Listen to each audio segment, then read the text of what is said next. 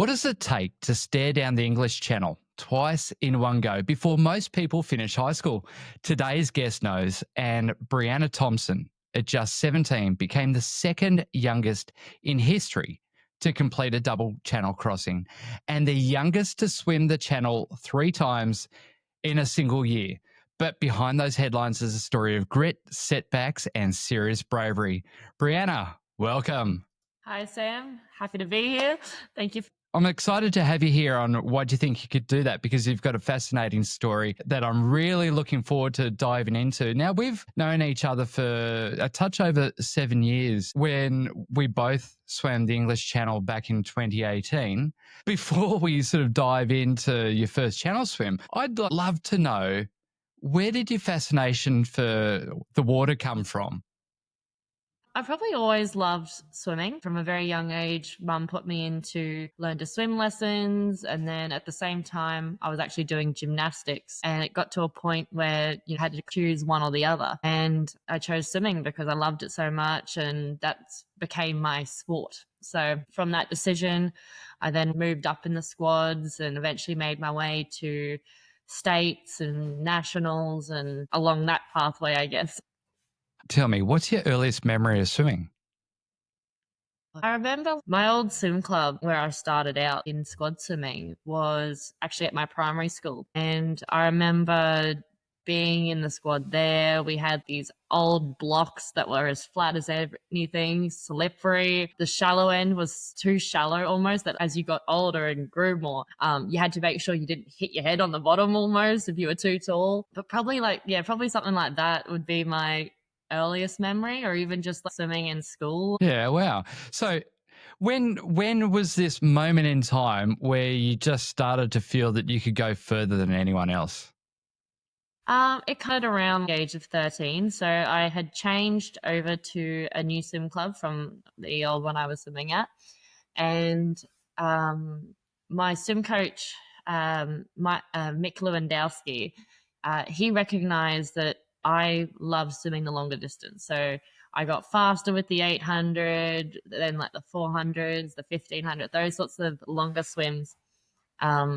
He recognized that I loved, and I just loved turning over the Ks. Yeah, so was that who inspired you and pushed you the most, or was there someone else that was always there that you really looked up to?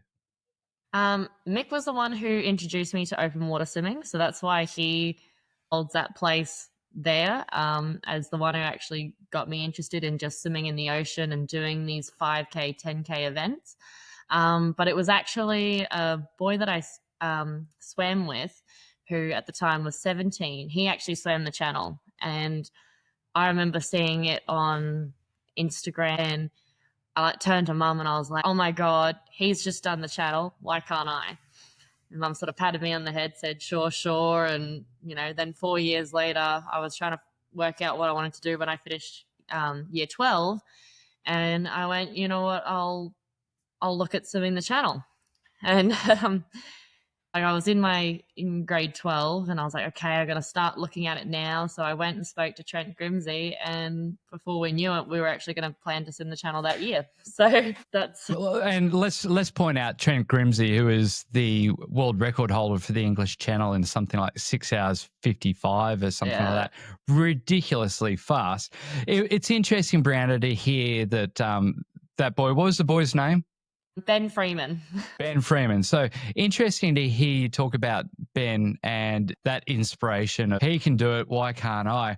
It's funny, one of my inspirations was David Walliams from Little Britain. And I used to watch a lot of English Channel videos on YouTube, and I saw David Walliams, who swam the English Channel, and I thought, bugger me, if that guy can dress up in a dress and swim the English Channel, I can do the English Channel as well. It's sort of, I feel like that's the one thing about channel swimming, is as soon as you know someone who's done it or is planning to do it, and you almost think, yeah, if they can do it, why can't I do it? Let's do it. Yeah, I had an interesting chat the other day with a guy called Lazarus Lake. He's the guy who invented the Barkley Marathons, Backyard Ultras, and other crazy, ridiculous races. He must be pushing early 70s, I would say. And he just goes on these bloody long walks. So he's just come back from a walk of doing the high plains in the US, which is about 400 miles. Jesus Christ. Yeah, exactly. And he said, I just love being out there. I love doing these walks. And I just thought, geez, if Laz can get out and do a 400-mile walk, so can I. And it's interesting when you just go, well, if he can do it, I can do it. There's no reason why I can't go out and do that, apart from being able to take the time off to do 400-mile walk. But it's so interesting to hear people's motivations to go and do something epic. And quite often, that's all it needs, is someone to just go, look what I did, and then realizing in yourself that, hey, I've also got the same qualities. Exactly. Yeah, so let's talk about your first channel crossing, because it was 2018. It was September 2018. You're only 17. I think you'd only just turned 17, making you one of the youngest people to have ever swum the English Channel. What was it that made you think, apart from seeing Ben Freeman at 17 do it, what was it inside yourself that made you realize that, hey, I can do this? I guess just like the fact that I loved doing those longer distances was probably where it comes down to the core. It's just like, what's the next challenge for me? Like, I think at the time I couldn't even do the 10K open water because of restrictions that had come in. And I was just like, you know what? I love the idea of doing this massive swim. It's the Mount Everest of swimming in a It way. is. So, yeah. And I think the fact that because of when I was talking with Trent and I was obviously planning for 2019 originally, and he came back to me and said, well, and we've got slots available in 2018. I was, oh my God, this is great. I'll go out in year 12 with a bang. This is something that no one's probably ever really done before, in the sense of I'm going to be the only person in my grade who's swum the channel in year 12. So for that school. So I guess there's a bit of that there. That's an excitement build up of like, yeah, let's do it. And then obviously from talking with Trent and then even Tim Denya from Red Top, like then obviously meeting all you guys and training together, that whole atmosphere, it was everyone's pushing each other, everyone's there, you're in it. It's a group thing too, which I think helps add to the, yes, okay, let's do it. Yeah, we certainly had a lot of fun. And a lot of our training, getting out and doing 6-hour swims, 6 hours face down in the ocean blowing bubbles, is a very long and boring process. But you and I did a lot of swimming together, and it certainly made the hours pass a lot faster. It was interesting, Brianna, you mentioned swimming the English Channel as the Everest of swimming. About 4 times as many people summit Everest every year as what swim the English Channel. And it's interesting that a lot of people do refer to the English Channel as the Everest of swimming. However, I always see that swimming the English Channel, you haven't got Sherpas to take you across. You haven't got people you spend enough money carrying you across. Swimming the English Channel is very much a solo effort, isn't it? Yes, it is. Now, tell me, what did your training look like day to day in prepping for that first channel crossing?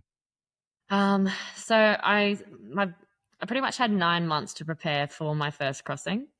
And the way my training plan was done up was that I had 3 weeks of K week and then a recovery week for the 4th week. So my training started at about 60K for the first 3 weeks, and then had a recovery week of 50. 50 Ks? 50 Ks.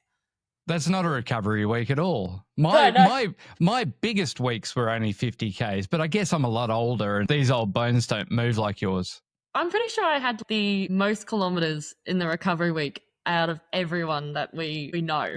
Mine dropped right back to about 20 Ks, and my biggest were only about 50.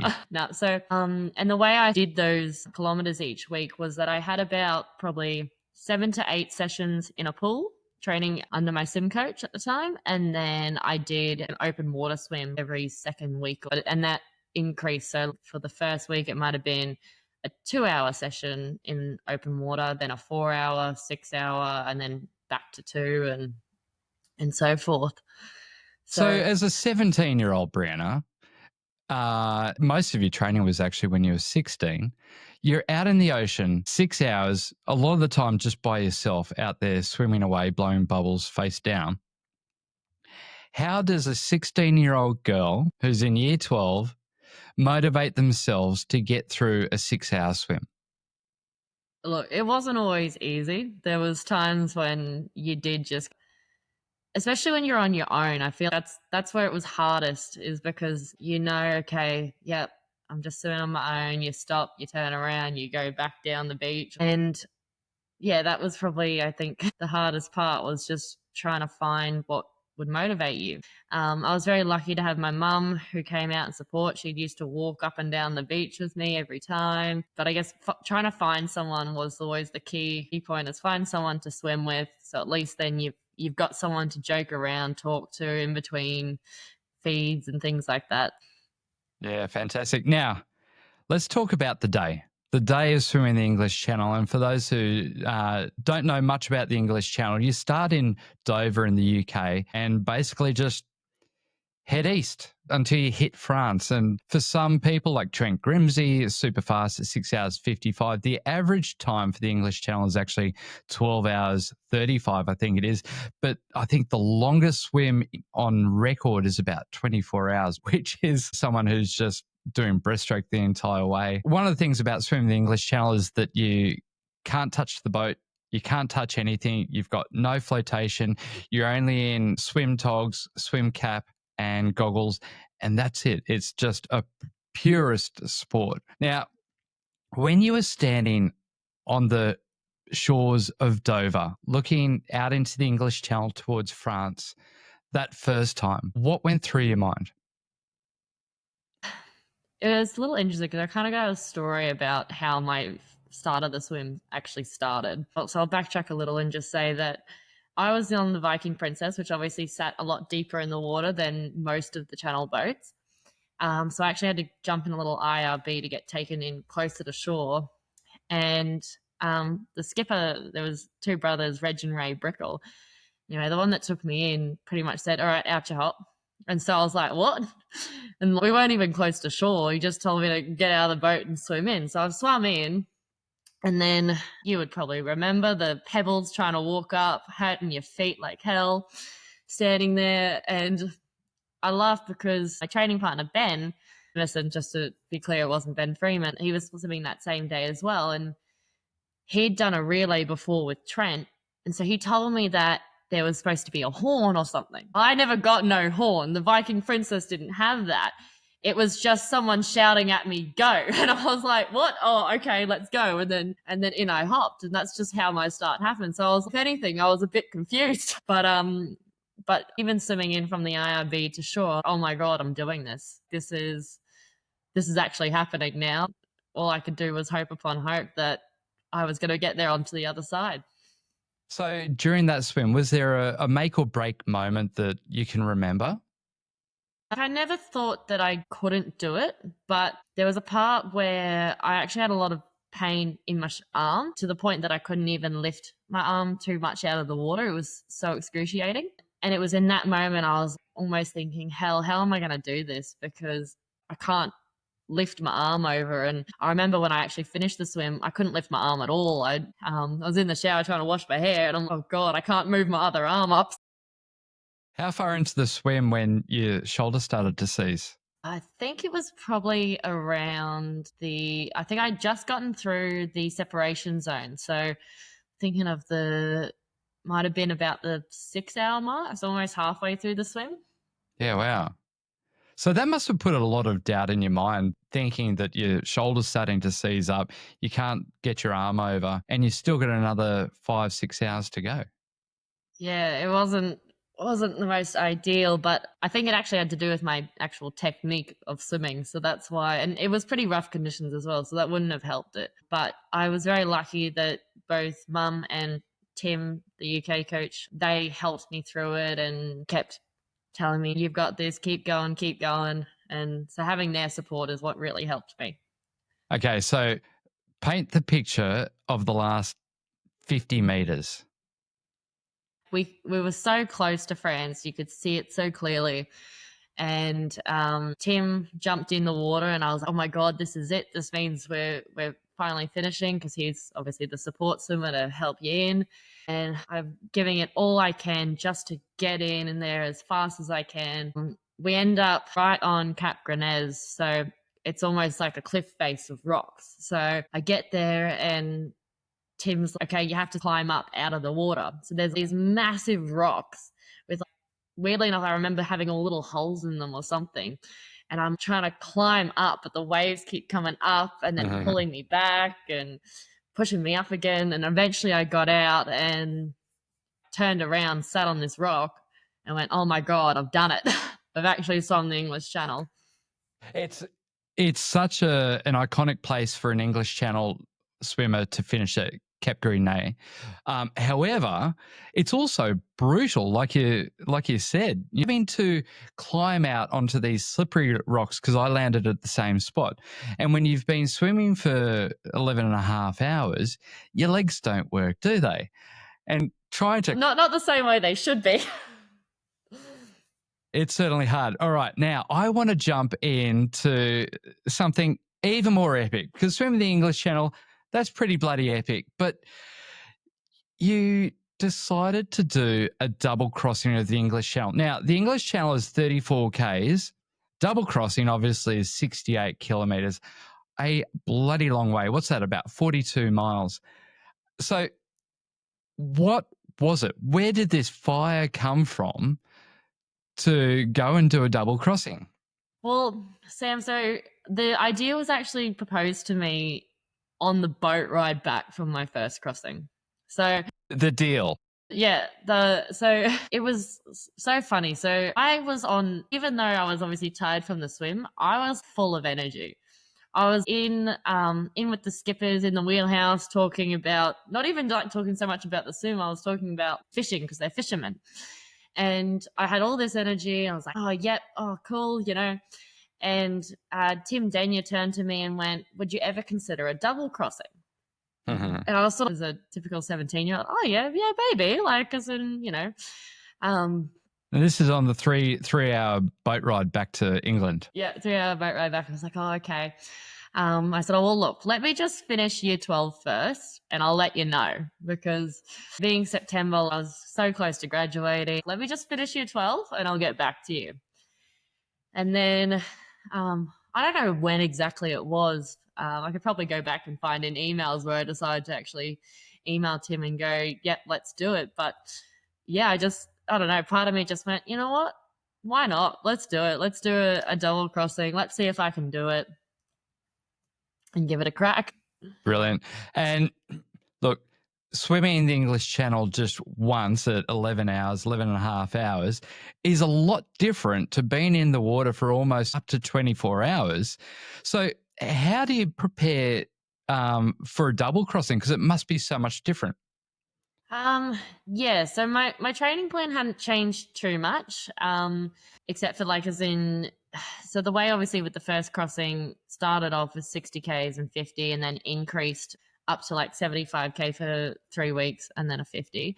I only had 1 month of that. So for my double, it almost increased again, not so much in K sense, but I was always doing 2 months of trying to do 75K a week with a 50K recovery a week, doing longer open water swims, just trying to back up. There was one point I tried to do 2 8-hour swims, one on Saturday, one on Sunday, just to try and get that feel of what it would be for swimming over, 12 hours almost, because until I obviously did my double crossing, the longest I had swum was my first crossing. So it was more just getting in more Ks, obviously focusing on my technique so that my arm didn't hurt this time around.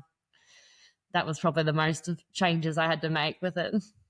So an absolutely epic, monumental swim, the second youngest in history to ever achieve a double crossing, behind another great Australian, Susie Moroney. Now, the feeling of standing on the shore of Dover this time, was it different to the year before? Yes, in a way that I knew what to expect going over. It was sort of that, okay, we're doing this. I've been here before. I know what to expect. So I probably had a bit more confidence in the sense of just to get over there. The weather was obviously a lot calmer because I had to make sure I could have the best conditions going over so that if it turned to crap going back, at least then they knew I could get through that for my first crossings. Yeah, I just sort of, it was just a slightly different vibe in the sense of, okay, we're doing this again. Let's do it. So when you got to France, and once again, you had to clear the water like you did on your first crossing, but was there a sense of relief, accomplishment that you've just swum the English Channel, but then a sense of fear or dread that you had to hop back in the water and swim back to England? A little bit. So my first leg of my double, because of the weather conditions being so calm, there was a lot more jellyfish and stuff in the water. I worked myself up a little bit. I could see them. They were taunting me the entire way. I'd run into a few and that had stung pretty bad and I was, damn it. When I got to, obviously, like, I landed very similar spot to my first crossing. So when I got there, I remember Tim being next to me just to make sure I was okay and things, and he gave me a gel. And I was like, I'm not sure if I can swim back because I was so nervous because I'd freaked out a bit going the first leg. If this happens again, what am I going to do? So there was that initial, okay, this is going into unknown territory now. And because they no longer do swims going from France to England anymore, not a lot of, I guess, there's no real, like, as in someone to tell you what you should expect or this is how it's going to be or those sorts of things. So yeah, Is it different swimming the other way? in a sense, yes. Obviously even when I did my one way in my first leg, you can map out, you roughly know how many hours you took in each part. And I remember swimming in the French inshore water felt like it took forever because you can see the coastline. It's not getting any closer. You almost want to scream, you're so misleading, things like that. And then when you get there, and because I managed to land right on that turn of the tide, so when I actually pushed off from France, I had the current just sort of push me straight up. And before I knew it, it felt like only an hour had gone past, or an hour and a half or something, just to get into the first shipping lane going backwards. So I was shocked. Are you sure we're in like the northeast shipping lane? I'm pretty sure we're still in the French inshore and you're just lying to me. Like, that's sort of the way it felt. It was just, I don't know, it was so quick. And I think it's important to point out that the English Channel is notorious for some massive tides. Tides that take you right up north and they bring you right down south and make it really difficult to try and land on the shore at France. And what you're describing there, and because the tides are going at something like 8 knots or so, which make it really brutal. Yeah, it's insane. I remember Mum telling me afterwards that on the boat, so Tim had said to her, look at the lighthouse, which is just on the cap there, and you'll just see it go bang once the tide turns. And it legit did. And Mum's like, wait, what? Like, you don't even you blink and you miss it. Yeah, it's crazy. Now, your swim was 22 hours 37, and obviously you've had to do an entire period of swimming through the night. What does it feel like for swimming, let's say, 10 hours in darkness? It's a weird feeling, obviously, because you can't see anything around you except for obviously where the spotlight on the boat sort of shines up. But there is sort of a sense of, it's quite peaceful to swim at night. I don't know, at least you don't have the sun in your eyes and things like that. Obviously, when I started, at the very start of my swim, it was 2 a.m. So obviously it was going into light, whereas towards the end of my swim, it was coming into that darkness. And I think, thinking back now, I can't even remember the sun starting to set or anything like that, or it felt like it was getting darker. It was almost just like 1 minute I'm in daylight, the next it's black. So, but I did have some interesting tale that I was looking at the moon, right? So I know this now from after having the realization, but I remember swimming along and I breathed to my left. So the boat was on my right. I breathed to my left just to try changing up the other way. And I remember seeing what I thought was a lamppost. And I was swimming along and I'm looking at it going, okay, I'm swimming past it. I swam past it, turned to the boat to breathe to make sure I wasn't getting too close there, turned back and it was in front of me again. And I was, oh my God, what is going on? Because in my head, I had rationalized that, oh yeah, that lamppost is to make sure that the boats know where the English inshore waters are. And then I was getting so frustrated with it that I was trying to sim past it again for like an hour before I realized it was the moon. It was the moon, and I was like, oh my God.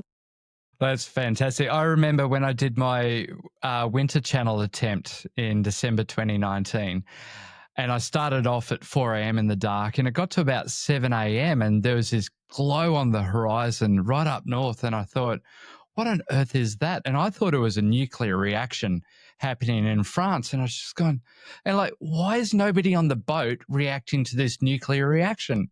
And I'm swimming away, and then all of a sudden, about 20 minutes later, up popped the sun. And I was just going, bugger me. And it's amazing, and it's so funny how your mind plays tricks on you. But also at the same time, I guess it gives you a bit of a distraction, doesn't it, from the mundaneness of swimming the English Channel? It does. It does. I've never heard that story before, so I'll learn something new about you. But that's how funny. Like, you thought a nuclear reaction where I'm just here trying to swim past a lamppost, I guess. So now, Brianna, describe to me what goes through your mind during the hardest hours of this double crossing. When you're cold, you're exhausted, and you probably feel like the end is nowhere in sight.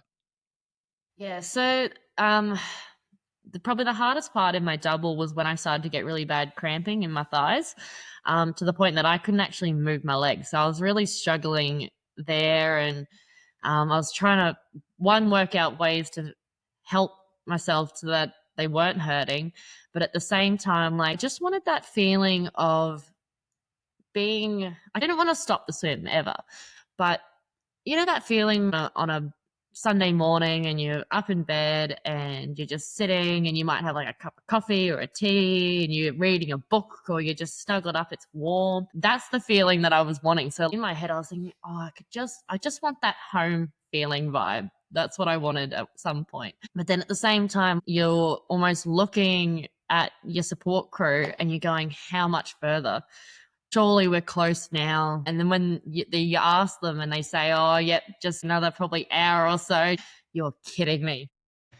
So I guess quite a few things ran through my head in those tough parts, but generally just throughout the swim, swimming to me is like therapy. So I think about almost anything and everything, contemplate probably the meaning of life at some point, but that's just sort of how swimming is for me. I'm able to think things through a lot more.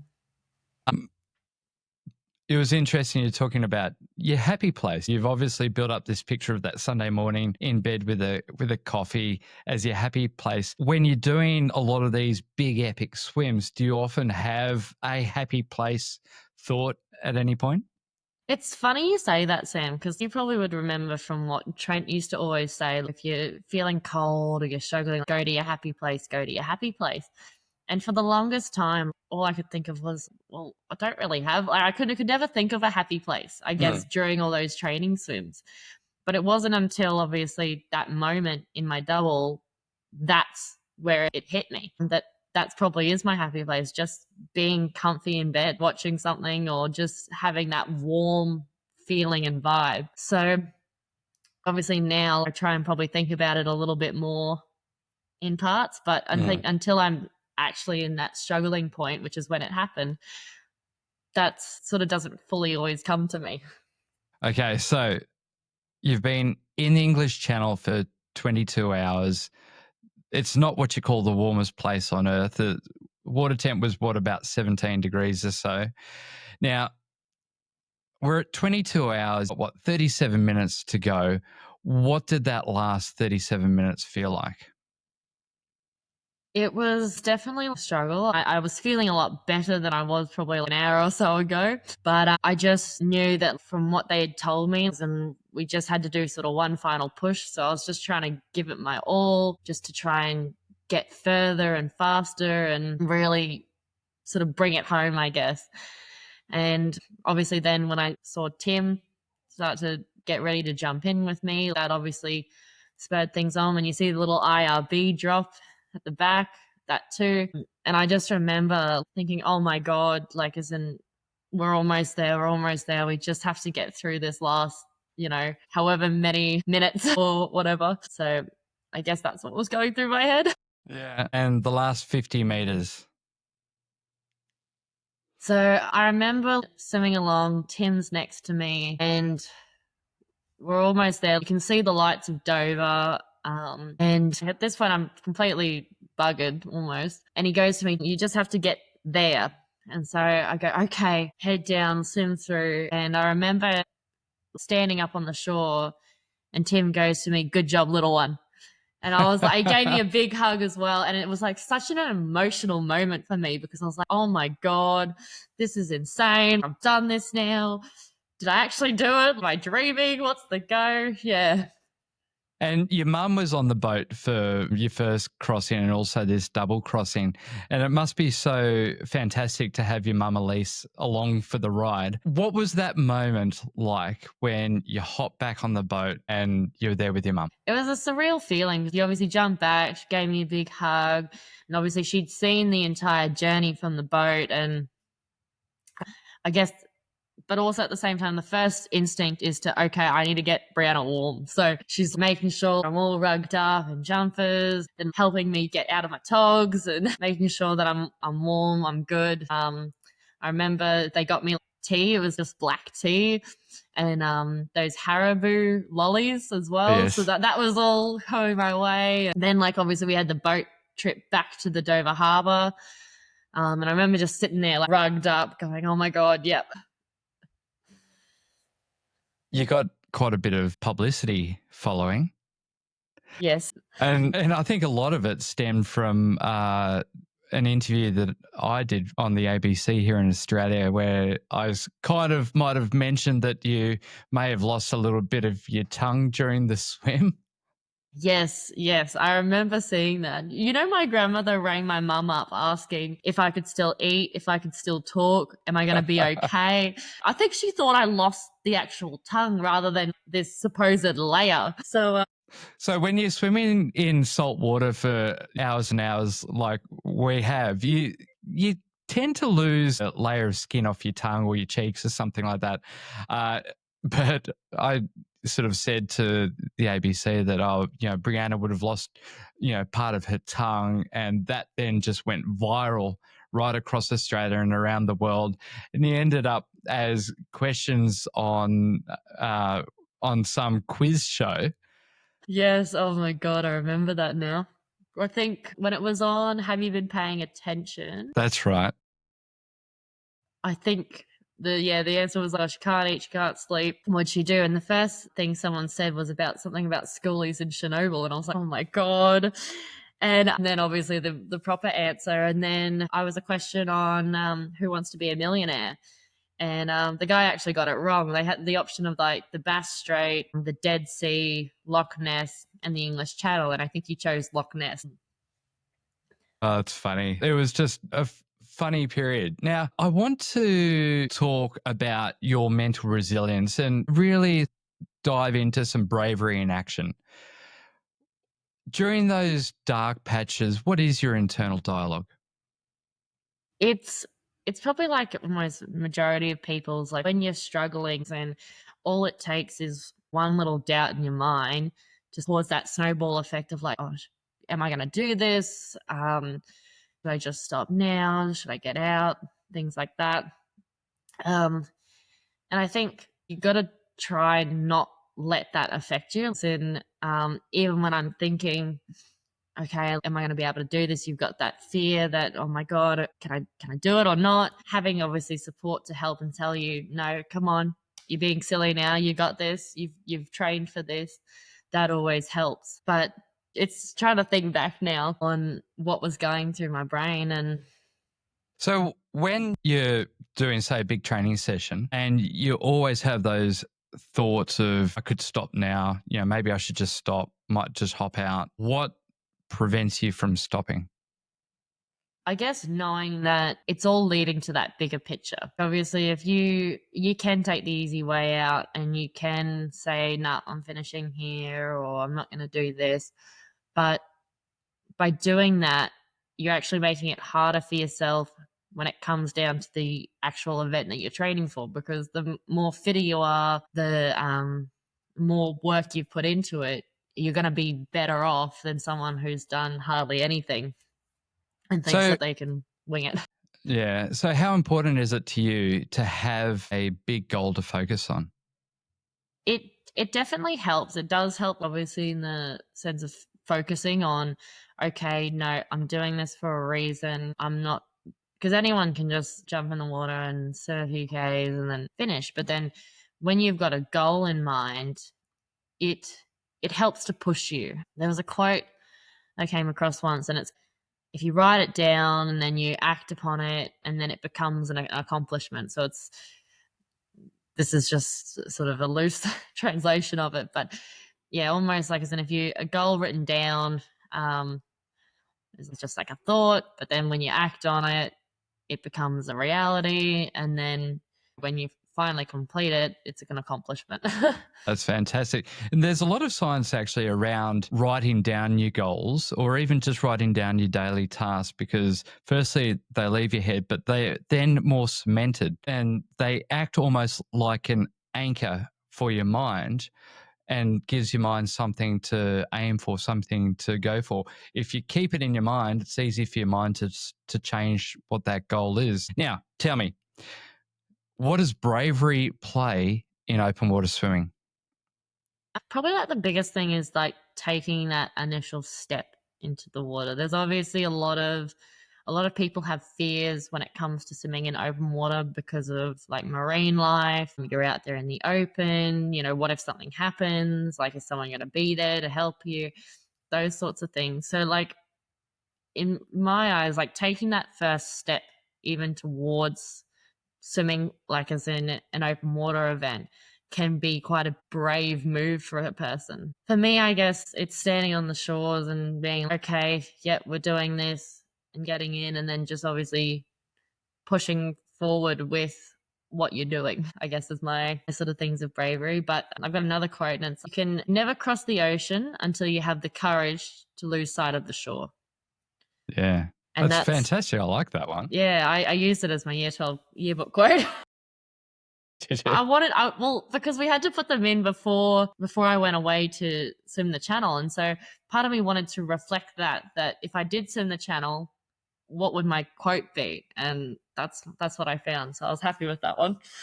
Now, obviously, we're both in Australia, and as everybody around the world knows, pretty much everything in Australia can kill you. And you would have been asked a million times about, are you scared of sharks?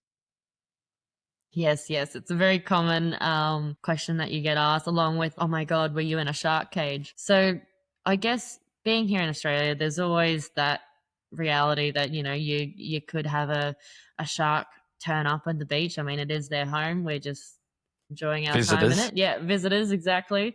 And if someone showed up into your house wearing Speedos, would you be a little annoyed? Like, but yeah, so I guess like we always made sure we had like a paddler with us, and the game plan of what would we do if a shark did occur. I think there was a couple of times where supposed sharks have been spotted, but they weren't really where we were. And mum just went, okay, you're going to swim between these two. And it was two of the older guys, and they were a bit more stockier than I was, so that if I swam between them, they wouldn't think of me as the weak one to attack. But like, I've actually never really come across a shark in all my swimming, touch wood, of course. But I've been near the shark nets. I've swum under them before. I've been over the top where it's been murky as, and just hoping upon hope that nothing's hanging around. So it's been an adventure with shark nets and shark swims and things like that. But Brianna and I went on what has been coined as Sam's swim of death, which I like to take people on some pretty epic swims. And one of them, there was a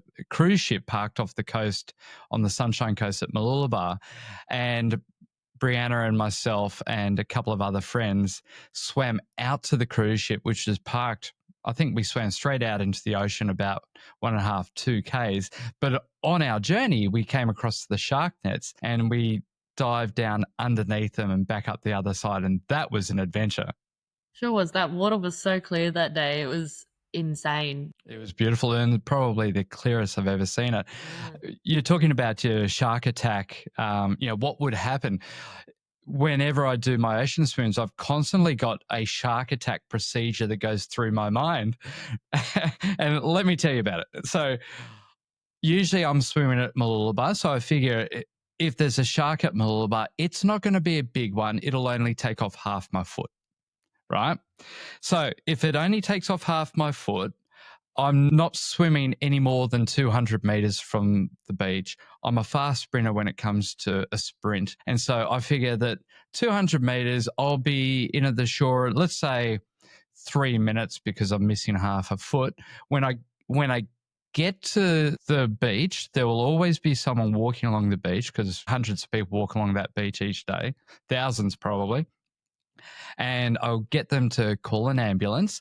And then after that, get them to text my partner to say, everything's okay. Sam's been bitten by a shark. He's just going off to hospital. And I say, text her, don't call her, because I know that she won't answer the phone. And that's my shark attack. No, that's your shark attack procedure. I like that. I'll be honest though, a lot of the time when I'm swimming in the ocean, I do have that thought of, what if a shark just came up and just went bang and just straight up underneath me, took me, I don't know what. But that runs through my head. Does that ever come to your head? I guess obviously you have your shark attack procedure, but my sharks in my story are only small ones and can only take half a foot. Can only take half a foot, yeah. Fair enough then. Now, how do you train in your body, but how do you train for courage and mental toughness? Look, I think a lot of it is in how your upbringing comes as well. I know for me, my mom's a very strong, independent woman, and she's helped me to learn, okay, to deal with an issue. Sometimes you just have to go, right, what's the problem? What's this? How do we face it? Things like that. And I think probably somewhere along the line, I do know how to do that. While I do have that initial panic at first. So I think it does obviously come from that side of things with the way mum's brought me up to be. But you can have that where people step up to the challenge when it arises, and they might not think they can do it at first, but in the heat of the moment or as it's happening, they do take that step and they do become brave. They go, okay, no, this is what we're going to do, and take charge of that. So through all of this, has there been a moment where you just felt like quitting? And in those moments, what does bravery look like? There are times where you do, I guess, especially now as I'm getting older, working and things like that, there's times where you do want to hang out with just your friends rather than doing those swims. And I don't know like if I'd call it bravery. It's just about, I guess, having that commitment and making those decisions and going, okay, I'm doing this for a reason. If they're really my friends, we'll organize another time around my swimming. And so I guess that's where it is having that confidence to go, okay, even though I want to do that and hang out, I'm my own person. I'm doing this for me. So it's that being able to be your own person and stepping out on your own and not being afraid of that. Yeah, right. Now, I want to talk about life after the headlines. Obviously, 2018, 2019 the world was your oyster. And then you kind of started to lose your mojo. You hit such big heights so young. You're only 17. And then COVID comes along, 2020, and the world completely changed. And you said to me earlier when we were on a telephone call that you felt like you'd just fallen off the map. Describe that. So I guess coming out of my double crossing, I had all these big swims that I wanted to do. And don't get me wrong, Sam, I still want to do them somewhere along the line. But this next swim I had planned was actually Loch Ness. And then COVID hit and it just shut down everything. We couldn't travel. We couldn't go X amount of meters from our home. They stopped pools. So for a while there, unless you had your own backyard pool, which I don't, it was a struggle to actually find somewhere to swim because you were so restricted in what you could do and what you couldn't do. And I guess for me, that's sort of broke that, what's the word for it? Broke that just sort of Like the momentum. Yes, the momentum. Thank you. Just the momentum that I had with my training and everything like that. And it was just so frustrating because it pretty much messed with like 2 years of our lives until 2021 or whatever. We were in this bubble of lockdowns or not being able to travel or things like that. Yeah. Now, you were named one of the Sunshine State's finest. So here in Queensland, Australia, it's referred to as the Sunshine State, and one of the Sunshine State's finest, along with Ash Barty. How did you feel? Like, how did you deal with the loss of momentum and the loss of the attention, the public attention? It didn't stress me out too much or anything like that. Anytime that I found out that I was mentioned in something or they were thinking of getting me for something to talk or be in a paper and things like that, it kind of always shocks me that the first time I'm like, are you sure? Because I look at it as there are so many people out there. Yes, I know what I've done is big, but there are so many people out there who have probably done things a lot tougher than I have that probably could take my spot easily, if that makes any sense at all.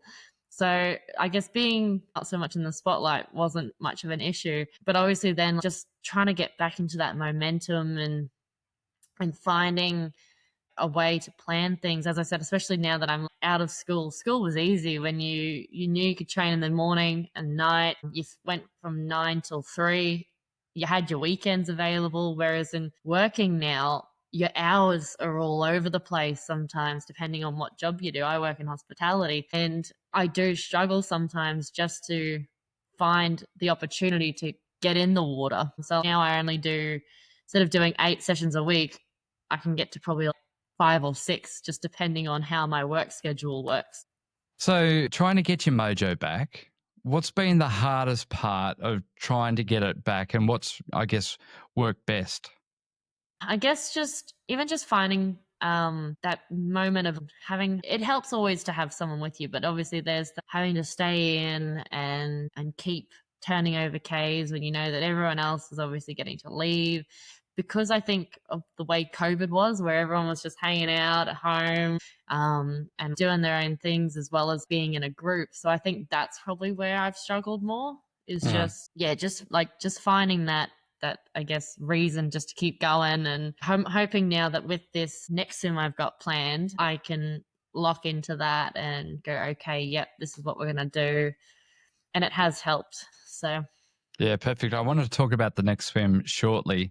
But thinking about now and thinking about your single crossing, double crossing, do you feel that bravery is different now to you? I always see bravery as not just going out and climbing Everest or doing a double crossing, those kinds of things. Bravery is something that we practice every day, whether it's just making that phone call that we know we've always needed to make, send the emails, have the conversation, those kinds of things. Bravery to you now that you're a bit older and you are only still 23, is bravery different in Brianna Thompson today as it was compared to, say, 2019? I definitely think so, just in the way of how I think now, what I know. I think is it, and you said when we first started talking, there's that bit of naive when you're young. You just have that feeling you can take on anything at times. Whereas in, I guess, as you get older, logistics and actually going, okay, well, I need to fund this, and that sort of, okay, what are the actual steps I need to take? Like, yes, I've got this goal, but what's all the process for it? It has changed for me in that sense. While there's still these sims I want to do, that first couple of steps of actually, okay, how am I going to do this and figuring that out, that's what's changed for me is having to sort it myself. Yeah, it's yeah. Welcome to adulthood, huh? I know, right? All right, let's talk about the future and what's on the horizon. You're still only 23. What dreams are pulling you now in or out of the water? So for in the water, I plan to swim the Cook Strait next year in February. So where's the Cook Strait? New Zealand, so between the two islands. So from North Island to South Island. Yeah. Wow, that's a pretty impressive patch of I think water they there. actually go the other opposite way when they actually do the swim. Yeah, south to north. But yeah, it's going to be cold. I know that much. So I've got to really knuckle down with my cold water training. That's for sure. And then yeah, but like the distance is actually only, I want to say it's like, I think it's shorter than the channel. It's only 6K or something like that from memory. Still a long way and quite a wild bit of water as well. And it can be quite rough, and obviously great whites are a lot more common there than in the channel for sure. So a mutual friend of ours, Anna Strawn, who attempted to swim the Cook Strait, has a very interesting story about swimming the Cook Strait. She had a shark that was shadowing her for a few hours, and then all of a sudden from deep, it just then came straight up at her. And she just jumped straight into the boat, and obviously that was the end of her swim. And it's Mother Nature, and like you said, it's their home, not ours. We're just merely visitors. And when you've got a tasty-looking swimmer on the surface, why wouldn't you? Well, I remember, I think you were there as well for this, but like, I remember being told a story about sharks. They're just curious, and they see a shadow on top of the water, and they pretty much just come up. They'll take a bite. If they like it, they'll keep eating. If they don't, they'll spit you out. So it's, I mean, I can understand like why they do that. Like, look at something, you go, oh yeah, that might be food. Sure. I think they did like an experiment with it, and they tried the shapes of different things, and the shark just kept coming up and taking a bite out of it. Granted, it was in one of their feedings areas. So Cook Strait, is that your next big goal? Yes. Now, why have you chosen Cook Strait, and why have you chosen to get back in the water and go after some big epic swims again? The reason I chose the Cook Strait was because, once again, Tim Dania sent me a message out of the blue and goes, "Hey, I'm going to be over in New Zealand for this time. Would you consider doing a Cook Strait swim?" And I have a very hard time saying no to Tim. He emailed me start of last year as well about the Gibraltar Strait. And once again, I went, okay, let's do it. I'd always like thought about doing the Cook Strait just because it's so close to home here in Oz. But then obviously the opportunity almost just fell into my lap there. So I was like, you know what, let's do it. Let's get back on board with this. And then, yeah, obviously I'd just sort of been training in a squad for the last year or so now, and feeling, because obviously I swim with a lot of the younger guys and they're coming through the ranks fast as anything. And I'm like, you know what? I'll outshine them with a big swim. So I guess I was just waiting for that opportunity to arrive, and here I am. So how do you define success for yourself now at this stage of your life? I know success often is associated with finishing the swim or finishing the accomplishment and doing it that way. But I've always thought of accomplishment, if you're willing to actually get in and put in the training for it, that's an accomplishment in itself. Whether you make it across or you don't, obviously, ideally, you do want to get across. Having that first step, even just to get in the water and do it, is an accomplishment sometimes, especially when, as our minds can be, they can talk us out of things so easily. Yeah, it's interesting. When I look back on my summer English Channel crossing, I often refer to it as merely a victory lap, because the hardest part about swimming the English Channel is all the training that leads up to it. And the times where, like you were saying, you just want to go and be in bed or go out with friends or have a few wines. Not that you were having a few wines back then when you're 17, but being able to go and have a few wines with your friends. But the hardest part of swimming the English Channel, preparing for any big journey in life, is the preparation that goes into it. Exactly. All right. Now, this is a question that I ask everybody on the Why Do You Think You Could Do That podcast. So we're going to put it on record. Why did you think you could do all this? I always loved swimming, and I thought, well, why not do something that is long and is available, like is here, and I can be part of this group of people who have done it. And it shocks me now, obviously, knowing how many people don't really know about channel swimming. But I just looked at it one day and went, yep, I want to try that. And then looking back now, I've done it. So I can't fully describe the feeling that you get, but it's almost like something's just, it fills you up. You're like, yeah, let's go. If that makes any sense at all. Yeah, it certainly does. Now, for listeners who feel stuck or scared to go after something bold, what's your best advice? Best advice would be just to take the opportunity, just try it, get in and try it once. Like, you're gonna know in that first moment whether it's something you want to keep doing or you don't. And like, as in, gut feeling obviously does come into that a lot, but you never know unless you try. And it's a bit of a weird quote, but my swim coach at the time, Mick, once said, "You're only as good as the effort you put in. The effort you put in is a reflection of how good you want to be."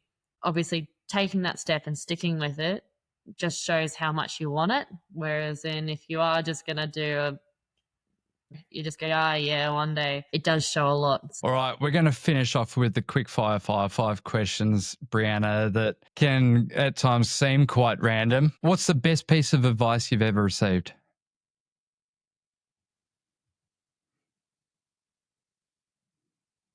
Probably a few of those quotes that I've said throughout, and they have helped me a lot, especially you never know unless you try. So you may as well take every opportunity you can while you can, because if you miss it, you'll probably always regret it later. So yeah, take those opportunities when they come up. All right. Question number 2. What's your most unexpected moment from any of your swims? Well, 2 of them in my double crossing when I had that really bad cramping, trying to figure out what the next step was. And I guess finding that happy place that I was talking about, it came at it always shocked me because I'd never thought about it before, or never really thought I had such a happy place. Yes, anyone can think happy thoughts, but it's one thing to tell yourself the happy thoughts than actually be imagining it. Yeah. Now, this next question, I know you listen to some old people music, you're into country and Western, two of not my favorites. So what is one song that fires you up? Oh, this might shock you, Sam, but it's not country, it's not old either. The song's called Centuries, and I feel it always plays with the Olympics on, and it's one of those songs, I think it's from Fall Out Boy, but it's one of those songs that's you'll remember me for centuries, and it kind of puts you in that headspace. It's like, yeah, this is what I'm doing. Like, yeah, you'll remember me in times to come. So I love it. I'm gonna have to look it up after this. All right. If you could swim anywhere in the world, where would it be? Anywhere in the world. You know those beaches, you see them all the time. They pop up in ads on Facebook and things like that. And it's the most crystal clear blue water you've ever seen. I'd love to just go everywhere and find that just to swim in it. That would just be seeing the sand beneath the surface, everything. Yeah, that's probably where. Greek islands. Yeah. Western Australia. Just, so many just crystal clear. I know exactly the photos because I looked at them as well. Yeah. How amazing would it be to just swim there? Exactly. Now, what's your go-to meal after a huge swim? I think after my big crossings, I've always wanted pizza. Just like pizza's probably the main one, but then there's so many meals out there that I do quite like to eat. So I'm like, but pizza's probably the bigger one. Having a pizza, why not? Well, Brianna, your story is definitely proof that bravery isn't just about what you've done, but what you choose to do next. So how can people follow your journey as you write the next chapter? So I do have a Facebook page or channel page. It's called Brianna's Channel Swims. So by all means, look that up, and you can follow me on there. I post a lot of my swims, that clips and things on that one. Other than that, you can always send me a message on Facebook or Instagram. I'm always happy to hear anyone that wants to know more about channel swimming. Fantastic. I'll put links to those in the show notes. Brianna, thanks again. For everyone listening, don't forget bravery is for all of us. We'll catch you Tuesday for the Bravery Digest, and then back here next Thursday for another conversation with someone who dared to try. So stay brave.